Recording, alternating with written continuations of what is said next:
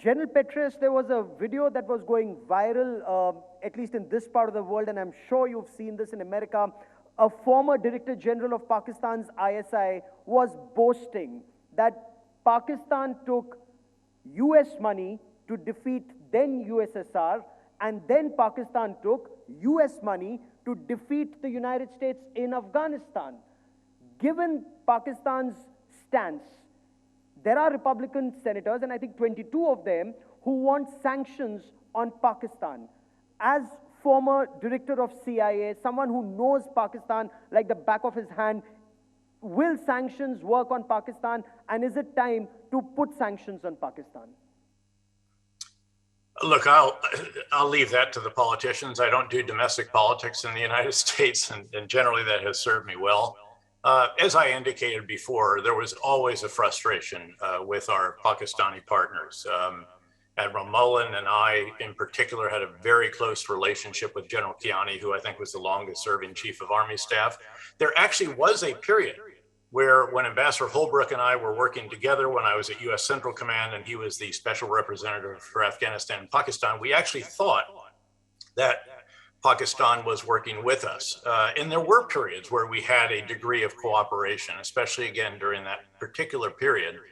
And in 2009, you may recall that the Tehrik-e Taliban Pakistani were literally threatening Islamabad from Swat Valley. And we watched with admiration and helped. We had special forces actually bringing in certain assets that we could help them with in terms of intelligence, surveillance, and reconnaissance, not strike. But we were helping their forward units as they went into Swat Valley. I mean, very, very heroic and impressive operations.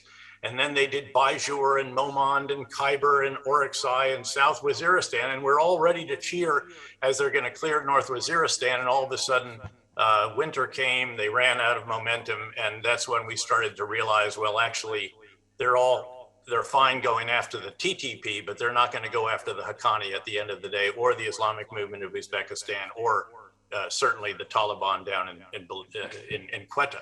So all of this, again, we had our ons and offs, and it took us some time, including when I was the CIA director and I dealt with Director General Pasha and would meet all around the world.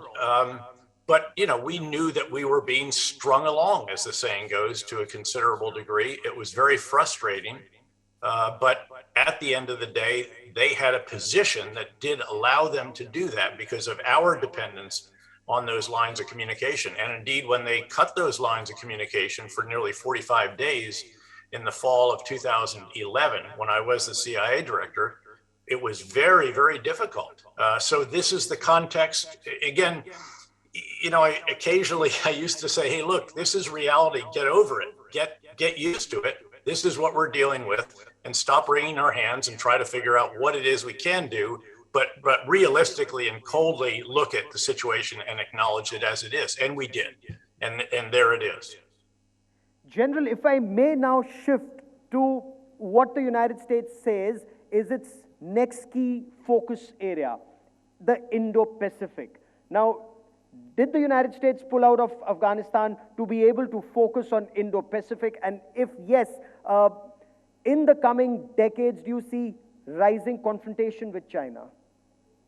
Well, I hope not, actually. And in fact, I'm hoping that the way the administration is going about this will actually prevent that from happening. So let me describe this to you. Think of the guy in the circus who has there's a plate and a stick. Actually, he's got a bunch of plates and a bunch of sticks. And he gets a plate up on a stick and he gets it spinning and it's spinning. Then he goes over, he does another one, then he comes back, spins this one again, then he gets another one. And pretty soon you've got a whole bunch of plates spinning. The US is the guy in the circus who has to keep the most plates spinning of all.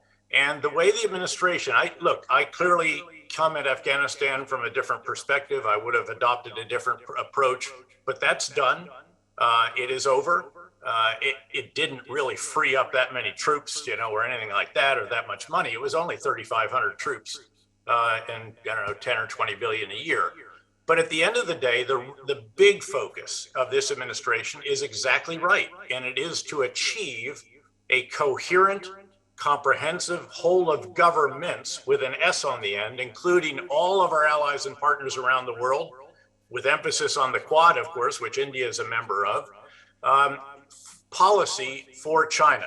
So it's a comprehensive approach to China in order to ensure that there are not misperceptions, there's not miscommunication, there are not mistakes, unneedless confrontation, and hopefully an ability to cooperate on some issues where there should be common interests, like combating the pandemic, the climate change, the global economic recovery, et cetera, competition in certain areas, but avoiding actual confrontation.